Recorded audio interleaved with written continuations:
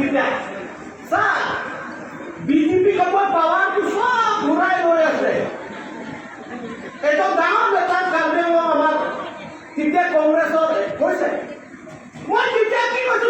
সঁচা কম আমাৰ চবৰে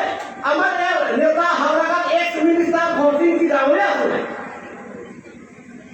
বিজেপি কথাটো নকবি আগতে কংগ্ৰেছৰ লোৱা হৈছে পাৱাৰটো এটা